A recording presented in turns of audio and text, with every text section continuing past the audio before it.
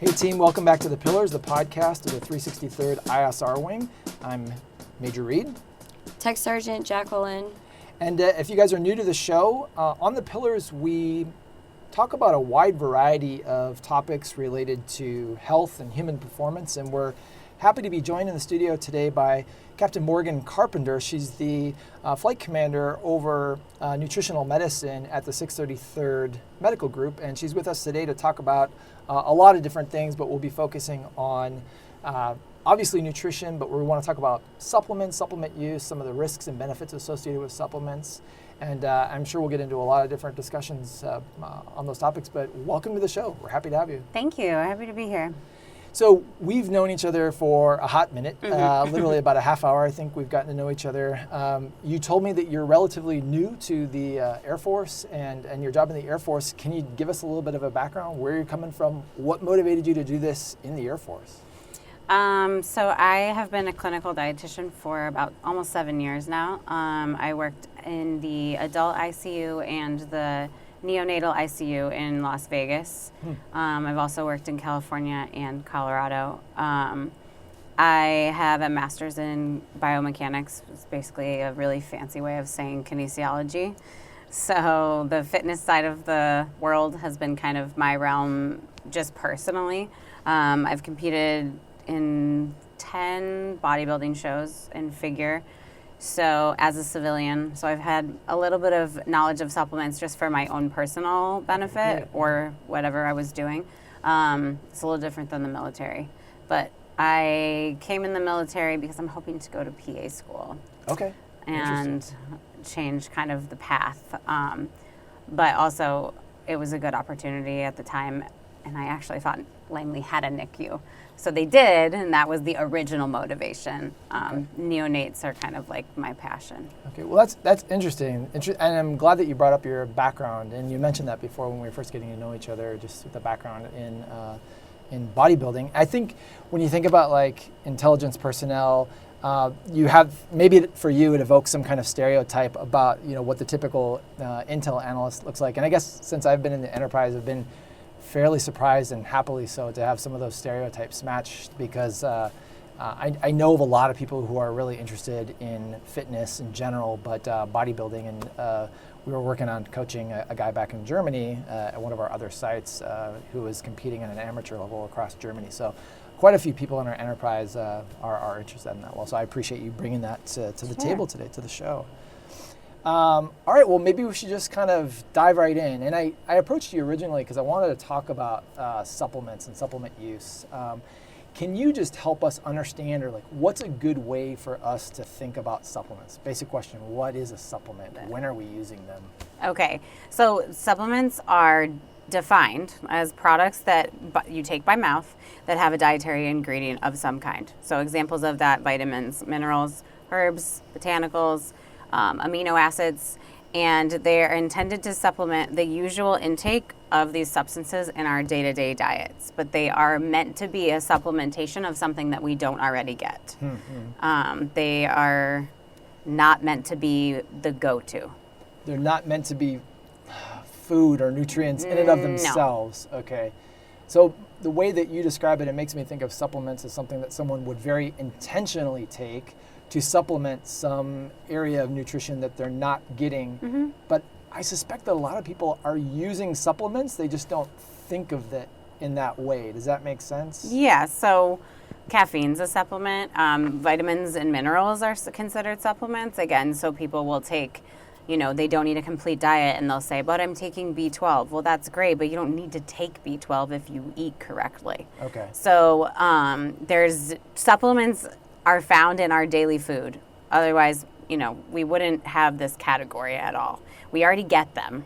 So why are you supplementing them? What is the purpose is really the biggest question that you have to ask anybody that's talking about using a supplement. I feel like I'm going to stir up like a huge controversy in asking this question, but you brought up vitamins, and I suspect that they're important. But do you have any kind of definitive advice for us about multivitamins? Like, should we take one? Should we not? Yeah. I mean, the thing is, we always say food first, period. It's the dietetic standard. It's what is accepted. It's appropriate.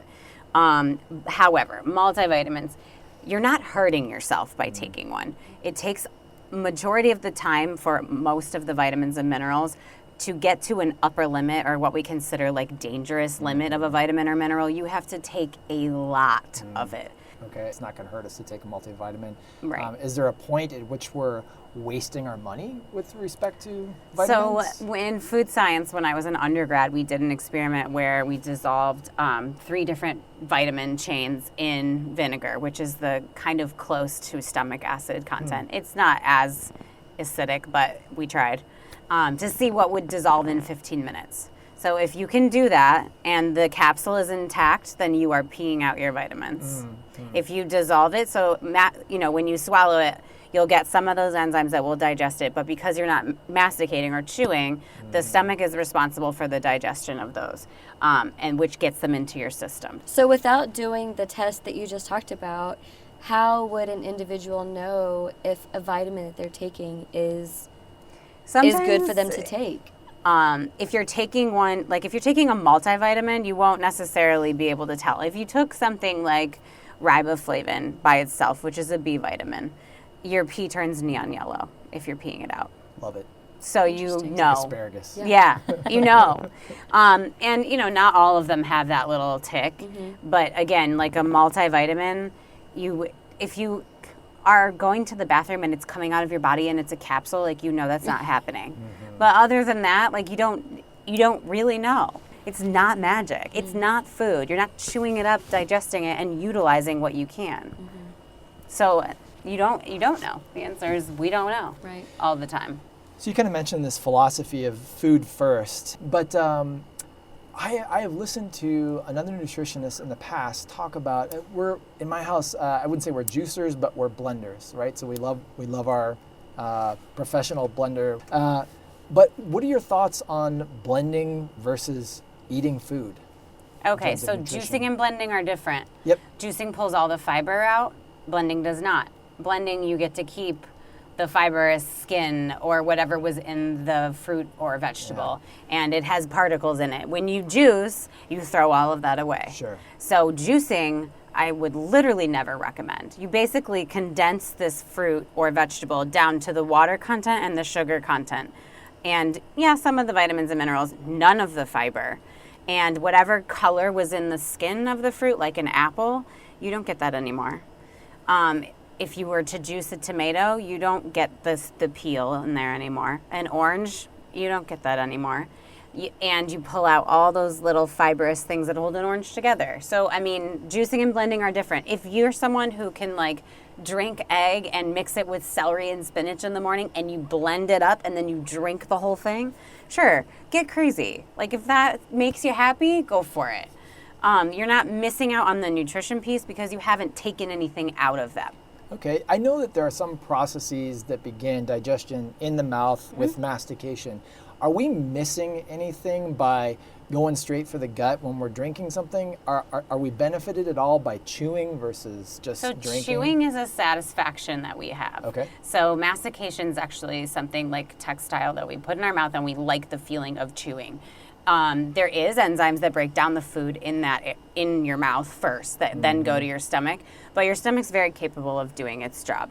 It doesn't need you to chew first if you would rather drink. Like when we drink a protein shake, if the protein's already all set and it's not in a powder form and you're not just you don't have to do anything. So the enzymes in your mouth are really just for the breakdown of the food. It doesn't necessarily take away or put towards the nutrition at all. There's no absorption that would be taking place not in the that mouth. we're missing out on. No, okay. just breakdown. Great. To a little bit go back to the juicing and blending, a lot of people that I see, it's probably more in pop culture, social media, probably on Instagram, is a lot of celery, getting a lot of nutrients, vitamins from celery. I don't know if they're juicing it, blending it. Can you speak any on this celery phenomenon? People love fad anything. Anything they can get their hands on. What does celery do? people will say things like, well, it's negative calories. Well, not if you're blending it.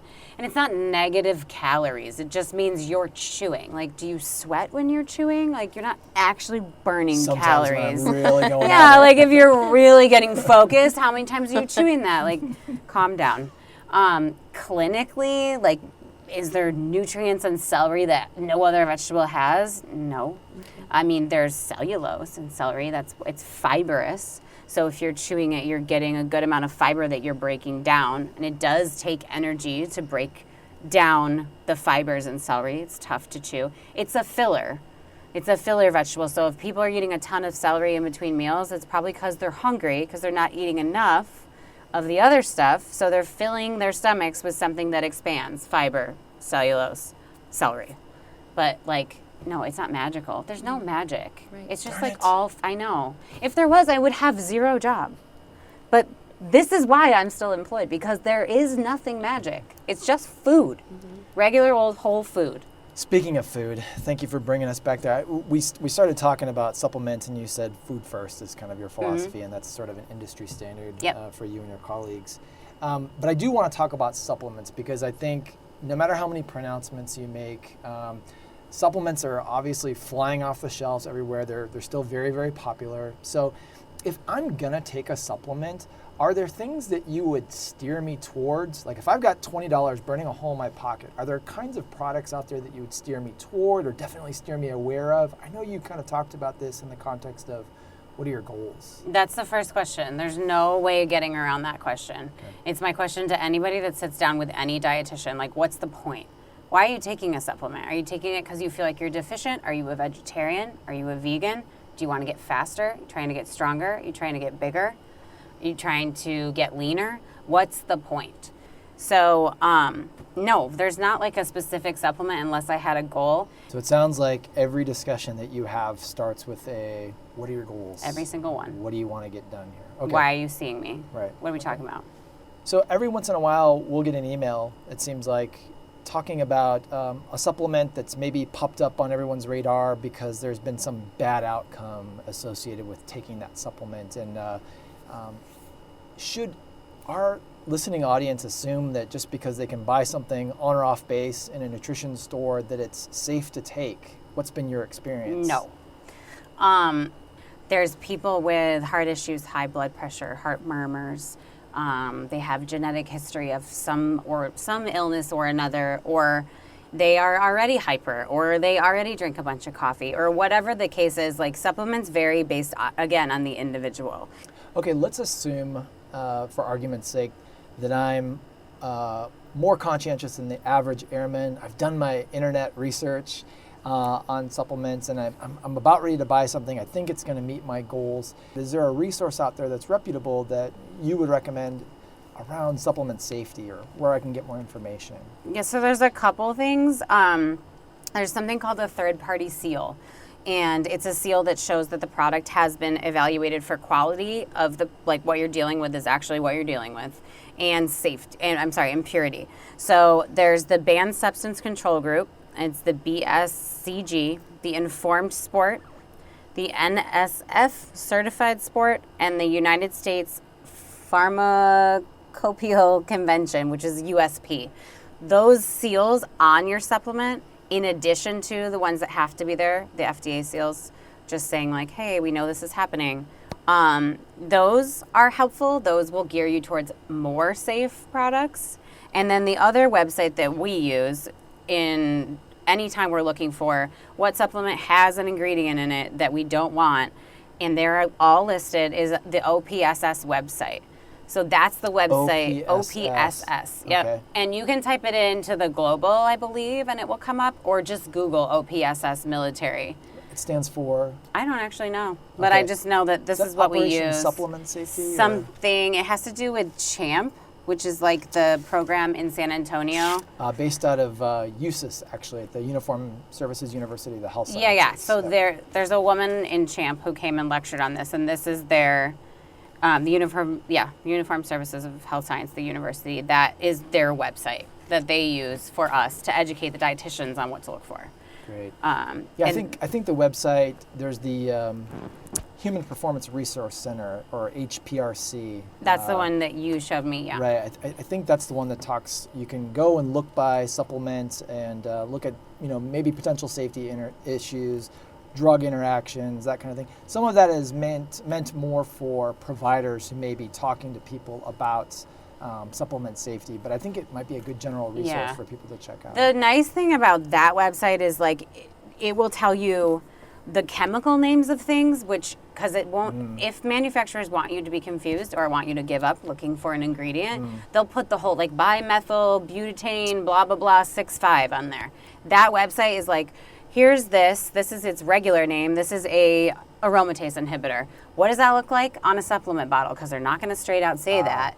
And then it will list B6, 6,9 and it tells you exactly what chemical names you're looking for, so you don't have to think about it. You're just quickly looking to see if any of that's in there. And then all the products that particular compound is found in on the market. That we don't allow.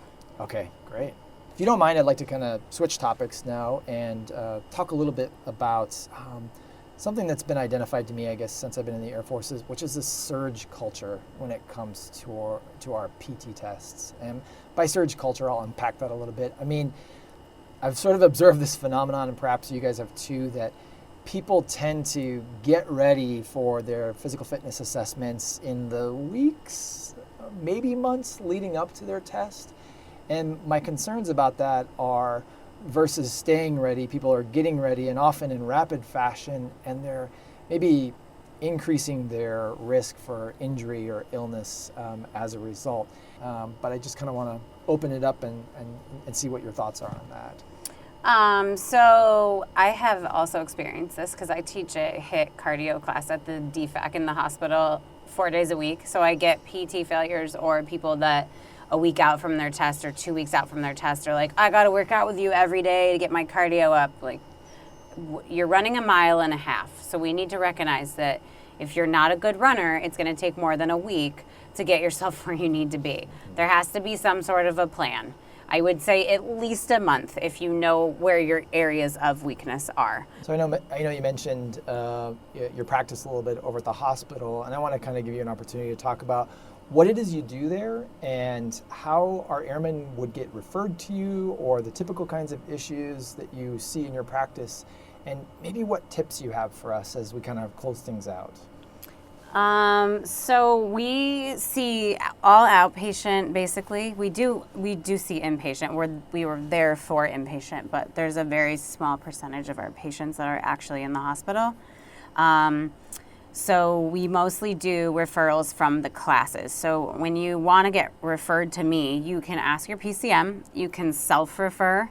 If you are someone that's looking for a weight management or just a general healthy eating, you have to go to this class first, which is our weight management class taught by a dietitian.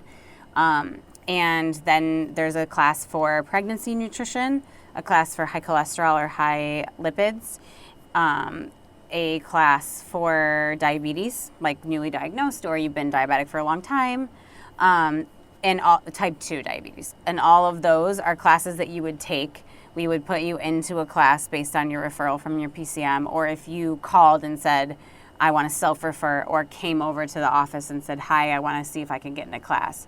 Then once you do the class, you're able to say, they'll give you a sheet to fill out, and you can say that you want a 101, and then we will schedule you with a dietitian to see a one-on-one for further information based on what you have going on. Can I circle back to, you mentioned pregnancy nutrition. Yep. Does that include antepartum as well as postpartum? It's mostly just during pregnancy. And do you guys do anything for folks after a delivery and kind of before, in that critical window when they're gearing up for that PT test again? Do you see anyone in your practice who's working on nutrition or weight management issues? We can. They would likely be placed in the weight management class to kind of, most of the time it would be the women trying to lose the baby weight to get back in shape. But most of the time they would go to a weight management class unless they had some specific thing happen in their pregnancy, and then they would see me one-on-one. I see all the way from neonatal up to through adolescence, so that was not in the hospital before I came. So if you have a kid that's a dependent or a baby that's failure to thrive, I also get those referrals. which we used to send them to Portsmouth.